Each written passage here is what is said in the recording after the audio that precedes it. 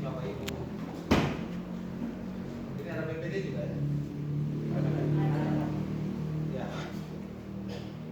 Para ketua BPD dan kepala desa yang kami hormati, kita hari ini dengan agenda sebagaimana yang sudah disampaikan oleh pejabat yang mewakili Pak Jamal. Hari ini kami tim kabupaten langsung didampingi oleh Pak Andi sebagai tenaga ahli pendampingan desa di Kabupaten Flores Timur. Kita memulai melakukan evaluasi rancangan anggaran pendapatan dan belanja desa untuk tahun anggaran 2021.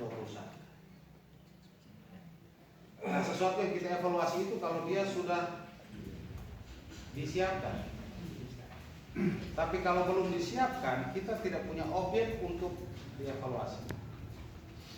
Persiapannya sudah seperti apa, kami sendiri tidak tahu.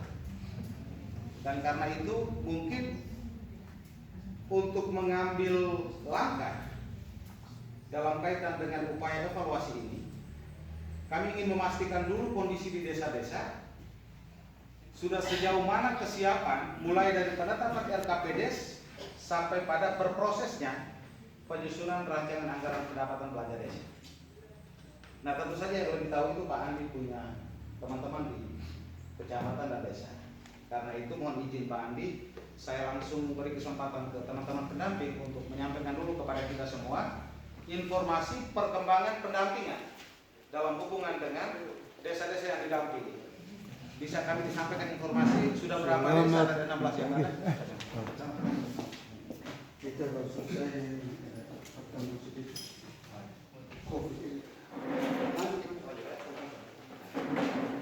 Ya, Pak Camat, kami sudah saudara. Dari kesempatan pertama mungkin untuk teman-teman pendamping kecamatan ya, atau bisa diberi kesempatan ke PLD-nya, pendamping lokal desanya, untuk menginformasikan kepada kita semua perkembangan penyusunan dan penetapan RKPDes yang kemudian menjadi acuan untuk penyusunan RAPBDes itu sudah sampai sejauh mana. Saya beri kesempatan dulu ke teman-teman di kecamatan. Silakan.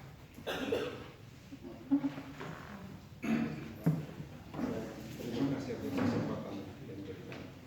Yang terhormat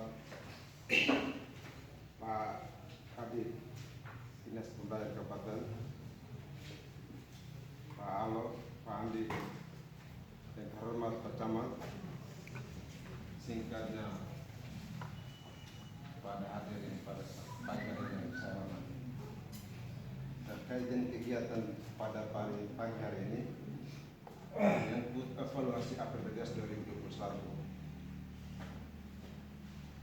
Sedikit kami informasikan bahwa pada tahap ini dari kami pendamping baru melaksanakan tahapan RKPDes. Sementara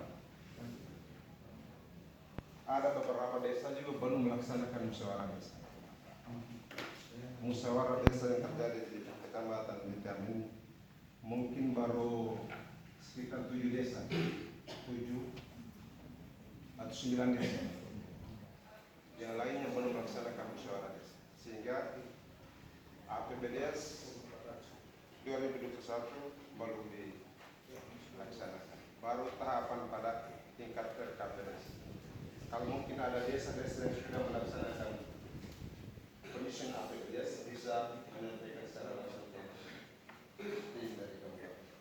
Oke, hanya itu saja yang saya sampaikan. Terima kasih. Baik, terima kasih dari perkembangannya. RKPDes kita belum semua melakukan proses pendaftaran. Mau disuruh ada yang belum, ada desa desanya juga belum. Oke. Ya, kondisi yang disampaikan itu mungkin nanti menjadi materi berikutnya untuk kita mendiskusikan. Kira-kira belum itu kendalanya ada di mana supaya kita sama-sama pikirkan solusinya. Tapi untuk kepentingan ini, karena kondisi desa-desa seperti itu Pak Camat ya. Jadi rencananya kita harus melakukan evaluasi dengan menggunakan instrumen yang ada. Tapi juga sama saja karena semuanya pada belum.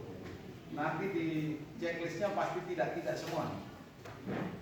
Nah oleh karena itu untuk seluruh instrumen yang sudah digandakan nanti kami serahkan di Pak Camat. Untuk evaluasinya teknisnya itu nanti dilaksanakan oleh Pak Camat dan teman-teman di sini. Tinggal diisi format yang ada untuk memastikan bahwa prosesnya sudah berlangsung sampai di tingkat persiapan penetapan atau belum. Nah karena itu mungkin untuk bisa membantu Bapak Ibu dalam memulai penyusunan, kami berkewajiban untuk menyampaikan beberapa hal penting. Hal penting yang pertama adalah kalau kita bicara tentang evaluasi rancangan anggaran pendapatan belanja daerah tahun anggaran 2021, nanti 2021 kita bicara untuk 2022, itu berdasarkan Pergub nomor 5 tahun 2019. Ini kewenangan abang saya ini.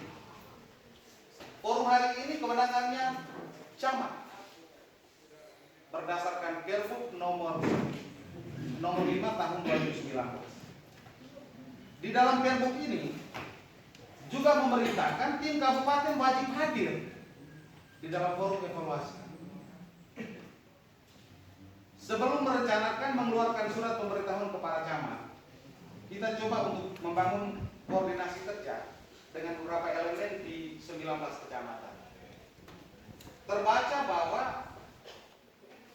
urusan yang satu ini mungkin karena kita tidak punya forum seperti rapat koordinasi para camat, sehingga semua camat itu hampir tidak diingatkan bahwa untuk urusan evaluasi rancangan anggaran pendapatan belanja desa itu kewenangan bupati sudah didelegasikan melalui Pergub ini kepada camat.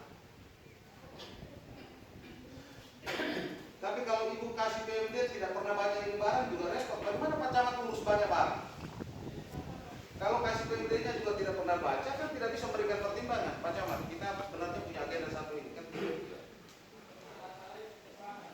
Tapi bukan hanya di BTH, semua 19 kecamatan memang begitu. Maka kita ambil langkah untuk kita surati saja para camat supaya melalui Pak Camat koordinasinya kita kumpul supaya kita bisa bicarakan hal ini. Mudah-mudahan bisa ada perubahan di tahun anggaran 2021 nanti.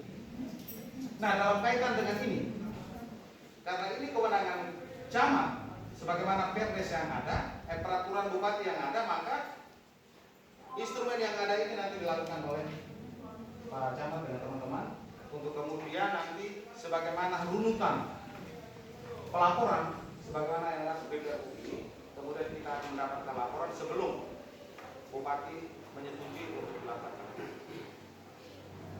Itu hal pertama. Hal kedua, Bapak Ibu, untuk menyusun ini barang, kalau kepala desa yang sudah 3-4 tahun menjadi kades, apalagi tahun terakhir, dia pasti berpikir bahwa barang ini biasa ya. Tapi mungkin karena biasa-biasa menjadi terbiasa untuk tidak berkonsentrasi. Faktanya hari ini kita sudah ditutup untuk 31 Desember itu penetapan, ternyata di tanggal hari ini kita belum apa-apa. Malahan ada yang belum melakukan musyawarah desa.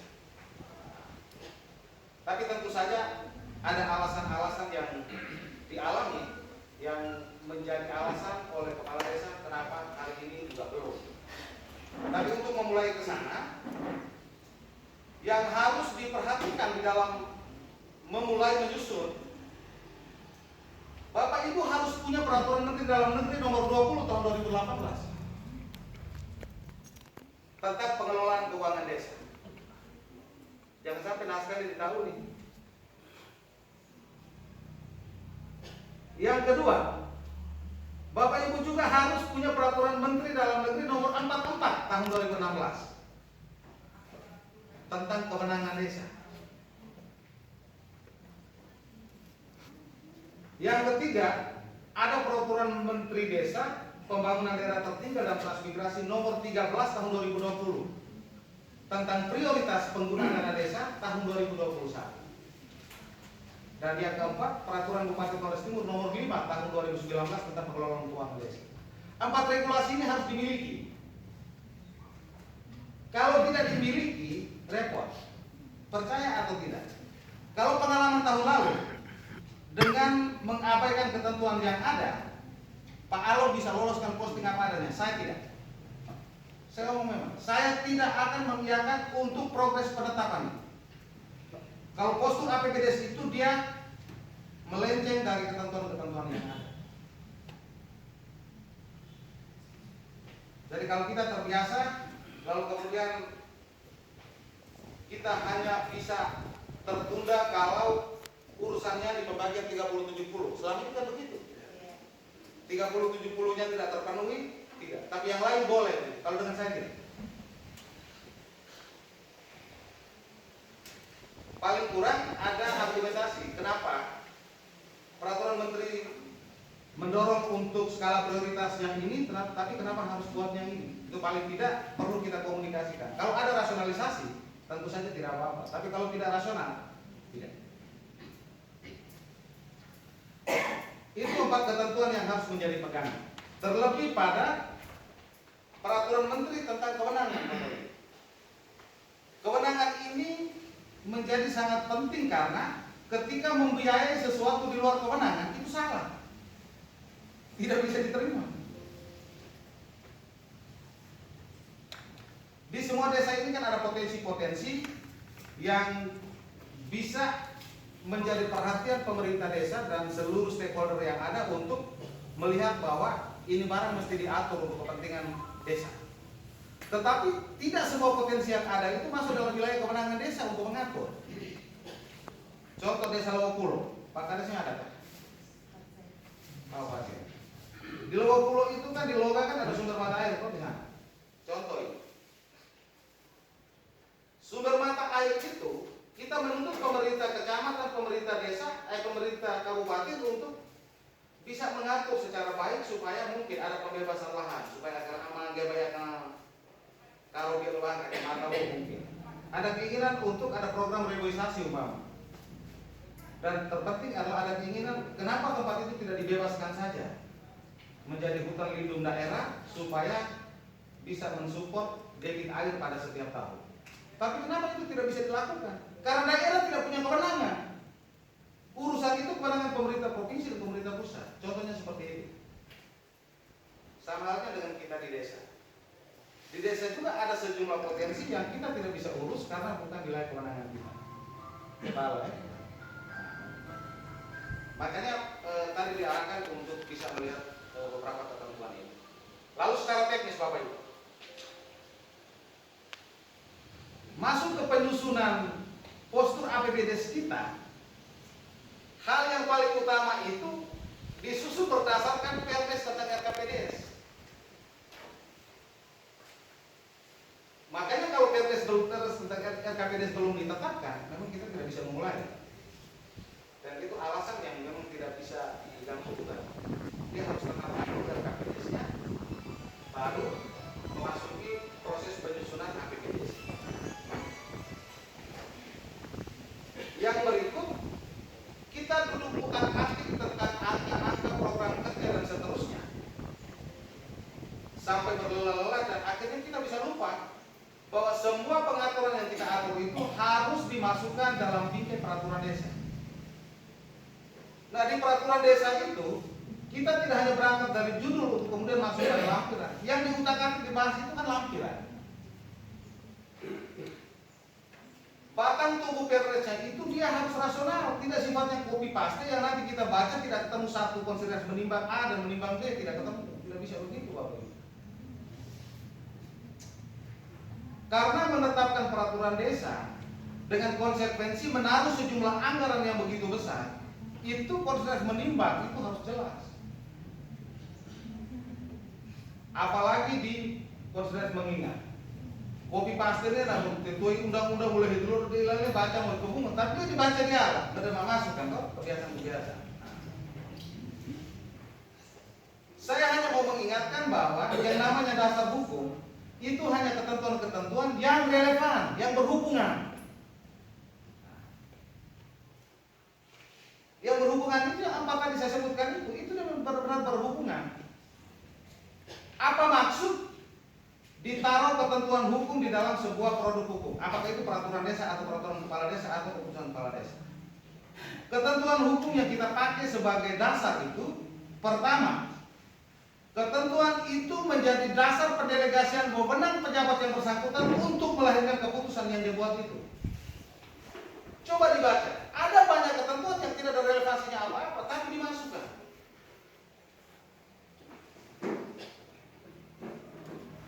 Dan yang kedua, ketentuan hukum yang kita pakai sebagai dasar itu adalah ketentuan yang memang di dalamnya memerintahkan untuk dilakukan tindakan penyusunan anggaran pendapatan belanja desa. Seperti peraturan menteri, dia relevan sekali. Dia menggambarkan di ketentuan di Permendes itu tentang skala prioritas. Maka dia patut masuk di dalam pendasaran hukum penetapan PRDS. Tapi kalau ketentuan-ketentuan lain yang kita terbiasa copy paste, bisa saja Bapak Ibu juga karena kesibukan tidak mengikuti perkembangan, memasukkan dasar hukum yang sebenarnya sudah dicabut, sudah tidak berlaku lagi. Kadang-kadang kita tidak tahu itu. Makanya barangkali untuk memulainya dari aspek ketentuan hukum kita bisa memberikan perhatian.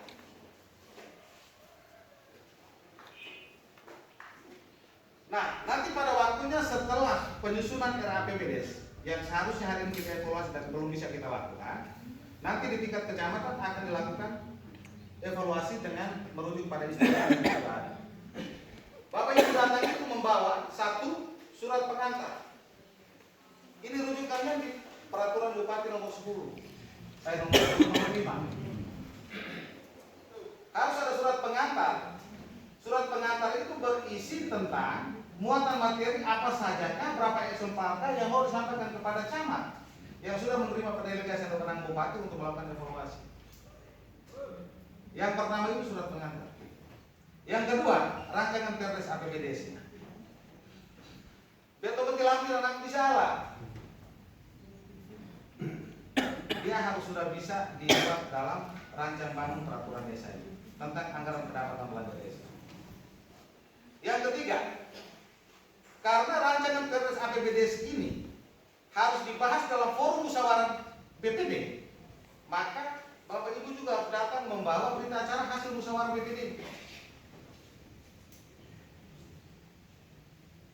Nah, untuk kali ini kita berharap musyawarah yang kemudian dituangkan dalam berita acara. Berita acara di desa itu setidaknya pendamping desa itu menandatangani, supaya kita memastikan bahwa ada instrumen resmi di tingkat desa yang melakukan pendampingan terlibat langsung untuk itu.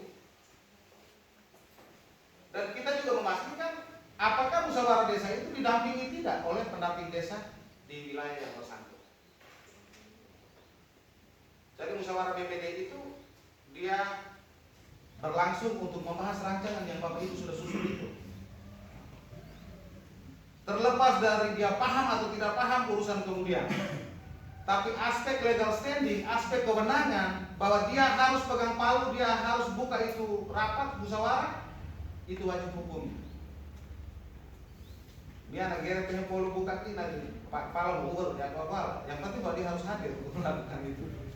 Dan untuk memastikan bahwa aspek proseduralnya itu terpenuhi, kami berharap pendamping desa bisa memastikan secara hierarkinya. Nanti kami koordinasi dengan Pak Andi untuk memastikan di Tihama itu musyawarah desa untuk musyawarah BPD untuk pembahasan dan penetapan rancangan APBDes itu pendampingnya hadir atau tidak. Kalau dia hadir, dia menjadi narasumber memberikan kepada kami informasi melalui Pak Andi bahwa prosesnya benar sudah terlaksana. Yang berikut Bapak Ibu, di tingkat musyawarah BPD itu tidak hanya berita acara yang dilahirkan, tapi juga keputusan hasil musyawarah BPD. Isinya itu menggambarkan bahwa BPD menyetujui ditetapkannya rancangan peraturan desa menjadi peraturan desa tentang anggaran pendapatan belanja desa tahun anggaran 2021. Intinya ini. Lalu jangan lupa daftar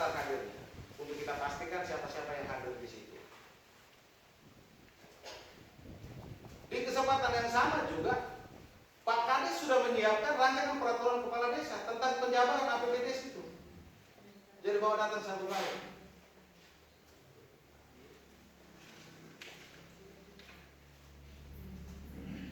Selain itu, dibawa juga peraturan desa tentang RKPDes. Jadi nanti evaluasi itu kan, Ibu Kepala Seksi buka pertama RKPDes-nya, lalu memastikan bahwa di matriks RKPDes itu apakah berapa persen yang sudah dituangkan masuk dalam postur APBDes. Terus di desa-desa juga ada kemungkinan untuk dilakukan pembentukan dana cadangan. Mungkin ada perencanaan desa yang dalam 1 tahun anggaran itu tidak mampu untuk membiayai satu kegiatan yang direncanakan. Maka dia menggunakan cara mencadangkan dulu anggarannya untuk beberapa tahun anggaran. Maka bisa saja dia ingin cadangkan dulu. Ini kali kita cadangkan 50 juta umpama. Terus tahun berikutnya 50 juta lagi, tahun berikutnya mungkin tahun ketiga program yang direncanakan itu bisa dilaksanakan. Nah, untuk dana cadangan ini Bapak Ibu, wajib hukumnya ada peraturan desa. Harus ada peraturan desa tentang pembentukan dana cadangan.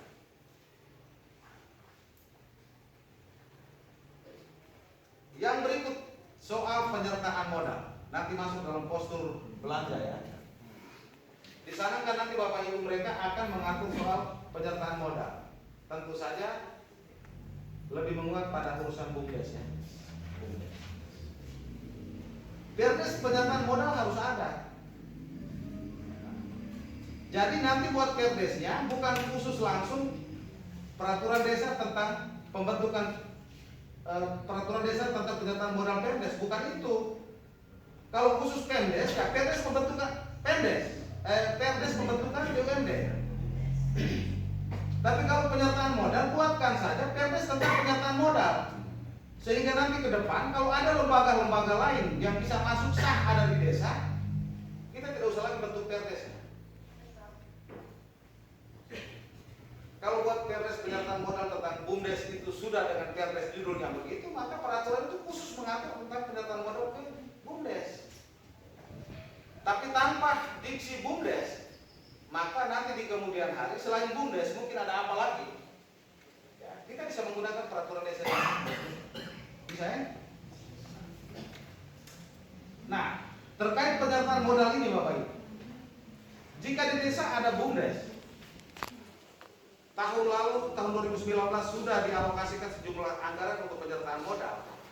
Dalam hal pembahasan APBDes untuk penyertaan modal berikutnya, mestinya dilakukan dulu evaluasi kinerja kelembagaan.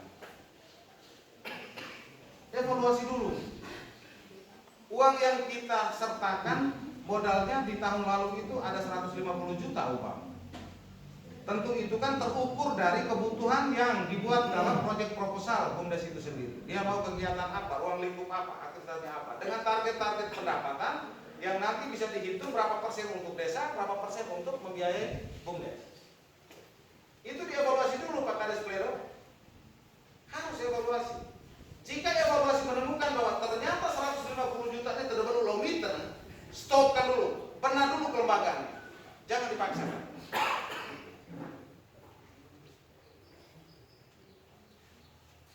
Jadi harus dilakukan evaluasi ya, supaya detail. Kalau kali lalu sudah diikutkan penyertaan modal dengan uang begitu besar, tapi ternyata progresnya tidak ada, outputnya kosong, lalu kalau melakukan penyertaan modal lagi, ceritanya dari mana ini? Begitu. Jadi dievaluasi dulu aspek kelembagaannya, aspek pendapatnya. Kalau ruang gerak 1 tahun BUMDes itu ternyata diketemukan ada banyak soal yang tidak diantisipasi dalam penyusunan perdes, lakukan perubahan perdes tentang pembentukan BUMDes. Bisa dilakukan perubahan. Kita rubah, mungkin kita tahu bahwa oh, ternyata perdes ini jalan, dia kerja berdasarkan perdes. Ternyata ada banyak hal yang tidak diatur sehingga menjadi tidak terukur kinerjanya. Kita bisa mulai melakukan perubahan perdes untuk tahun anggaran berikutnya. Itu aspek kebijakan umum Bapak Ibu. Sekarang kita masuk di kebijakan dan struktur APBD.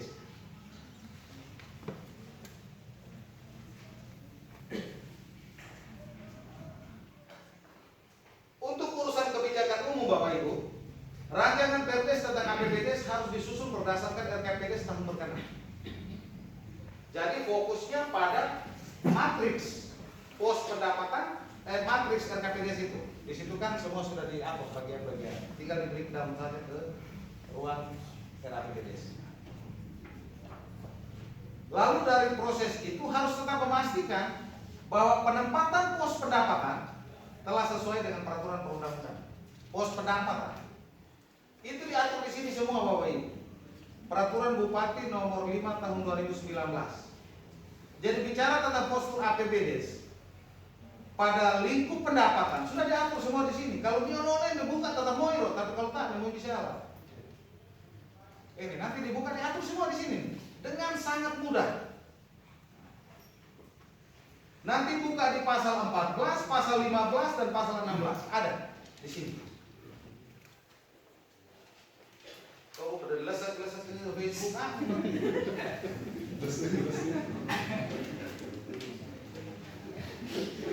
Di situ ada semua. Belum itu terlalu mudah rumusan Pergub ini terlalu mudah mengantar kita untuk melakukan penyusunan. Mudah sekali. Coba nanti pulang ada waktu, coba buka baca. Kalau rancangan RAPBD-nya sudah dibuat, coba duduk ngopi sebentar sore itu, buka ini Pergub lalu lihat kembali. Kira-kira ini kira-kira nanggap. Mumpung belum dievaluasi bisa dilakukan perubahan seperti itu. Yang kedua kita bicara pendapatan tadi. Pada postur pendapatan harus dilakukan perhitungan secara jelimet. Hitungan ulangan untuk mendapatkan estimasi pendapatan secara nasional dan realistis.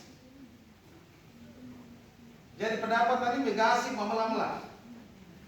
Gasik pertamanya berangkat dari berapa jalur sumber pendapatan desa. Yang pertama dana desa. Pagi indikatifnya sudah disampaikan Pak. Totalnya sekian. Yang berikut alokasi dana desa. Mau disampaikan sebentar. Nah.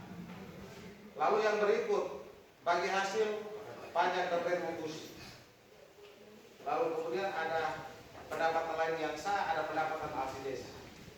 Nah, pendapatan asli desa ini jangan lupa harus ada perdes tentang objek yang menjadi potensi hadirnya pendapatan asli desa ini.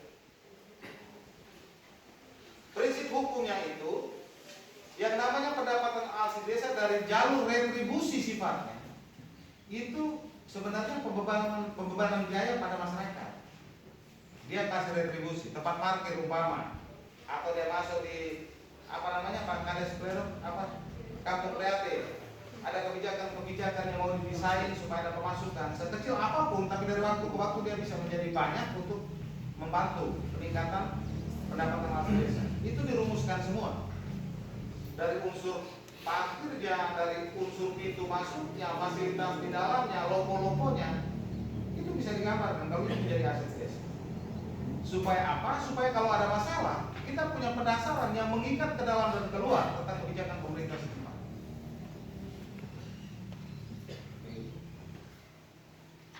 Jadi keseluruhan pendapatan itu harus dihitung secara baik. Totalnya berapa dari keseluruhan sumber pendapatan yang ada. Supaya apa Bapak Ibu? Supaya kita mengukur kemudian program kegiatan kita itu dengan plotting anggaran masing-masing itu dia bisa ketemu.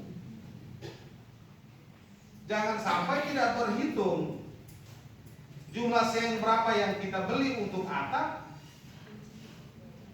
hitungnya tidak memastikan nuna igere belolok kira, maka begitu kopi seng akan nung belolok akan kita butuh seng tambah banyak. Jadi platnya kurang. Contoh Pak Danji.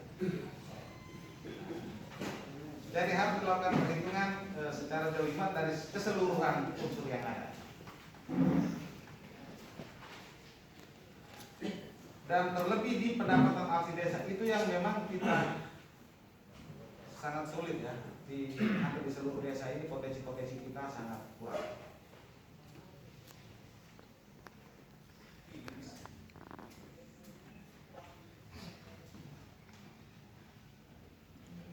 Yang berikut kita bicara soal belanja. Pada postur belanja itu, hal yang sangat penting adalah memastikan bahwa penempatan pos belanja telah sesuai dengan peraturan perundang-undangan. Rujukannya sama dengan ini. Senuan kae itu lihat di pasal 17 sampai pasal 26. Ini kalau tadi ujian berkaitan saya tadi buka liwat nanti kan 100. Karena kunci jawaban semua sudah ada di sini. Di pasal 17 sampai pasal 26 itu dia bicara keseluruhan tentang postur belanja. Nah, ada sejumlah penekanan yang harus mendapat perhatian pada saat kita urus soal belanja ini, Bapak Ibu. Pertama, belanja untuk membiayai penyelenggaraan kewenangan desa. Itu yang harus diukur baik-baik. Yang kedua, urusan pengaturan ketentuan 70-30%. Nanti akan jelaskan lagi. Kalau di 70-30% ini ada perkembangan terakhir, nanti secara teknis Pak Al jelaskan, tapi secara umum yang semula 30% itu kalau tidak salah di dokumen-dokumen terdahulu insentif RT RW itu dia masuk di 30% itu kalau tidak salah. Kali ini sudah tidak lagi. Dia dibawa keluar masuk ke 70%. Dan nanti Pak Alo akan jelaskan ketika dia masuk di 70% itu dia ada di program yang mana. Dan itu sudah kita diskusikan menemukan kode rekening yang memang bisa menjadi alasan hukum untuk insentif RT RW ini bisa masuk di 70%. Lalu yang berikut diperhatikan belanja dengan klasifikasi bidang.